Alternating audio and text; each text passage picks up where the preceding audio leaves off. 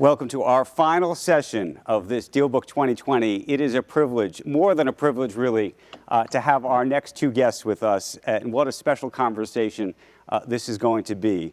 LeBron James is here. What can I say? Four-time N.B.A. champion, but founder, for the purposes of this conversation, of More Than a Vote, something that has really shifted this past election and really shaped the conversation in America. And we want to talk about that. Sports arenas around the country, because of LeBron, became open for this election. He recruited tens of thousands of people to work as poll workers. And I should say, a lot of people who never voted before voted because of LeBron, including his 52-year-old mother. We'll ask him about that, but it's a very, very special thing. He is joined by Sherrilyn Ifill, who is the president and Director-Counsel of the N.A.A.C.P, Legal Defense and Education Fund, who's been doing amazing work on these issues for so very long. Thank you both for joining us today. Thank you. Thanks for having us. Thank you for having us. It is great to see you. LeBron, let me start with you and just take us back to the beginning of this. What inspired More Than a Vote? How did it come to be? What happened? I think More Than a Vote was started. I was very angry personally after seeing George Floyd, after hearing about the Breonna Taylor case. Obviously, all of us as Americans, and not only just Americans, all over around the world saw what happened with the George Floyd incident, the video being taken of a sensitive act of another African-American man in America. And we've been hearing the police brutality thing that's been going on for so many years. But now, because of the late, great Steve Jobs and the unbelievable people at Apple, they've created these phones and these iPhones and these camera phones and these videos that they can capture right on the spot. And we all got an opportunity to see what happened, unfortunately. But that made me so angry. And I looked at my team, I voiced to my team, I sent an email to my team. I said, we need to do something. We need to get to the round table as we always do. We need to put our heads together and figure out what we can do to create some change. And that's what it stems from. That's where More Than a Vote came from, because of those sensitive acts that we all saw as Americans and all over the world. And that began the run that we've been on up until this day. And just take us behind the scenes, though, the idea of opening up sports arenas, for example, around the country, something we've never seen before, which was allowed people who had never voted to vote. Where did that idea come from? Well, I think with anything in life, being a good person and building relationships gives you an opportunity to be able to make certain calls. And I've always tried to be respectful to others, be kind to others. So when I was able to make the call to a lot of these owners, a lot of the players, a lot of the cities that host these arenas, that host these NBA teams, they were very respectful in allowing that call to come through and was ready to have the dialogue. Some of the arenas were a lot tougher than others. Some of the communities was a lot tougher than others. But at the end of the day, having that conversation and letting them know how important it was, they heard me. They heard my fellow players as well, but they heard us for More Than a Vote in a group that we were partnering with, because this was a very important moment, as we all just saw just shy of a couple weeks ago with the election. And I want to get to the election. I want to talk to Sherrilyn about the election and what comes next. But let me just ask you one other question. Was there any moment as you were pursuing this, and you were talking about it might have been harder with certain sports owners than others, but was there ever a moment where somebody said, you know what, LeBron, you shouldn't be doing this? You shouldn't, you shouldn't be getting either involved in this, or it's going to be bad for your brand, or bad for the league, or bad for something else? No one said that know me personally. My support group, there's not one person that said that what was going on in my mind and was going on in my heart and the stomach and the feeling I had in my stomach, that this was not the right direction. Now, if you get caught up in social media, then there'll be people there that always disagree or never agree with anything that you do in life. If I wake up tomorrow and say I want an apple instead of an orange, there's going to be people that say, well, we believe you should have had that orange. So, having my support team and having my support group, they knew where my heart was, and they knew that we were going in the right direction. And they never, ever, there's not one person on our team that looked at me and said, well, we don't believe this is the direction we should go. They were all like, wow, this is absolutely the time and the place and the movement, and it needs to be done now. So let us know what you need from us. Sherrilyn, let's talk about the black vote and the turnout this year in particular. President-elect Biden has said repeatedly that the black vote helped put him over, that they had his back. How important do you think it was that this endeavor took place? Oh, there's no question that it was critically important, and I haven't had the chance to personally thank Mr. James yet, and so I'm going to do that right now because the confluence of several things came together. He just described the killing of George Floyd, and the organization I lead does a lot of work around police violence, but we do a lot of work around voter protection. And the other thing that's happening at the same time is the COVID-19 pandemic, which has been hitting the Black community especially hard. And the result of that was something that really triggered our move around this issue of polling places and facilities opened on Election Day. And that was how many poll workers in the primary elections in March were calling out and not able to come in because of their fears of COVID-19. 65% of poll workers in this country are over the age of 70. And so we're so used to seeing elderly people sitting at those tables, when we come in to vote. But because they are COVID vulnerable, many of them called out. And we saw this in the Milwaukee primary election in March. Milwaukee normally has 180 polling places that are open. Only 5 were open on Election Day. And therefore, you saw those lines extending and people with masks risking COVID-19. So we were focused on this issue as well. And at this moment of tremendous activism, when we were saying everyone has to be at their highest level of citizenship, Mr. James and the N.B.A. players came through, other artists and activists came through, and they didn't want to just speak. They wanted to turn this into something that would actually make a difference. And what we needed was to make sure that we had enough poll workers to keep polling places open, and that we had big facilities so that people could vote and be socially distanced. So we were conscious of the consequences of this election. We were conscious of the struggle of our forebears who gave their lives to vote. And we were conscious of this COVID-19 pandemic and the need to protect our population and make sure that they could participate in the political process safely. And this actually allowed all of that to happen. LeBron, so you've had success now.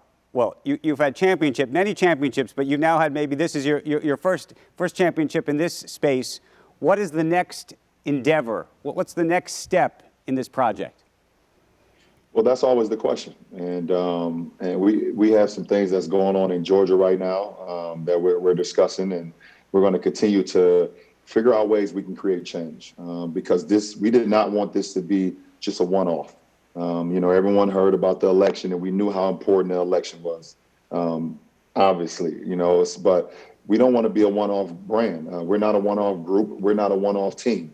We want to continue to figure out ways because the fight isn't over. The fight is still there, and we know that. And especially in the Black community, we're fighting every single day to be heard, to be respected, and to be inspired. So, and that's my job. Along with a lot of other people that follow me and a lot of other people that wants to be a part of this. It's our job to continue to let the youth know and our communities know that, yes, we have a fight going on, but we will not stop. That's a great question. And we're always, that's what we do. We have a round table and we start to talk about things. Okay, what can we do next?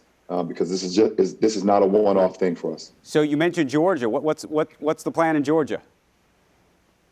Sherrilyn, you want to hit them off and let them know what's going on? I do. One of the features of this collaboration has been making sure people understood that this is not just about the presidency, that, there are elections all the way down the ballot, district attorney, school board, judges, sheriffs, And that elections happen every year. They don't just happen every 4 years, right? Mm-hmm. So we have runoff elections coming up in Georgia, two very important United States Senate seats, and there will be runoff elections as well as a race for the Public Service Commission. And I know these things sound boring to people, but I want people to start to understand you need to exercise your vote in every election. My mantra is leave no power on the table. So if it's the Railroad Commission, the Public Service Commission, you need to understand what that person's power is and to vote with intelligence. So that election is coming up in January. We are actually using all the data we learned from this election to understand where we need more poll workers, because there were places where we still need poll workers in Georgia. And so we're going to be making sure that we work with More Than a Vote to deploy poll workers appropriately and do all of the election protection work that we do and that we have done, and then make a schematic and a plan for elections around the country that are coming up, because this is about our voice in the political process. It's not about 1 year and it's not about one man. It's about a community that has to begin to exercise its full power. And we need every member of our community. Some people try to, put artists and athletes to the side. No, we have to use, especially the Black community, we have to use every asset that we have to be able to fully have our voice be heard. So it is really powerful and important that More Than a Vote is not a one-off. And as those runoff elections come up in January in Georgia, we're going to be ready. We're going to have as many polling places open as possible. We're going to let people vote safely. We're going to make sure that people have the information. We've already put out palm cards about the election so people know what's going to happen and what offices they're voting for. This is serious business. This is the work of citizenship. I'm just proud that our N.B.A. players, and particularly that Mr. James has lent his name, his voice, and as you can hear, his passion, to this issue. LeBron, speak if you could to the conversations that you had, and I know you at some point you did with the league, with Adam Silver, with really getting behind not just voting, but Black Lives Matter, and really putting yourself out there in a way that, frankly, very few athletes had done before. I mean, so much of this had been considered a third rail, and I'm hoping you could explain sort of the thought process behind it. For me, as you've seen with a lot of my mantras, you hear that I'm more than an athlete, but that came because that's something that's very true to who I am. It wasn't like we made that up and then I started to live behind it. I was that person way before we started to talk about more than an athlete, and we are, all of us. We're all more than what the title that we're given with our job space. So, to have that relationship with the league and Adam Silver, and him being able to have an open ear and to listen to his athletes and listen to me, trying to create change for the greater of good. Because at the end of the day, we want love to prevail hate every single day. Where I come from, where a lot of our athletes, especially in my sport, where we come from underprivileged households, we come from uneducated households, and we come from places where we don't feel like people really care about us. And when you're able to give your arm and give your space and give your time to these communities, you just see a worldwide of change. You start to see the leaders of our future because they just want to feel loved and they want to feel appreciated. And it's not just for Black kids, it's for all kinds. It's for white kids and Spanish kids and Latin kids and Mexican kids. We want everyone to live in a better place. And we want them all to be educated as well, because there's so many things that we all can change. And if we all come together, the greater in the numbers. It's just a proven fact. What do you say to those critics out there who say sports should be a refuge away from politics, a refuge away from the headlines? It should be a place where people just come and enjoy the game. I'm sure you've heard that so many times, and I'd love to understand how you think about that.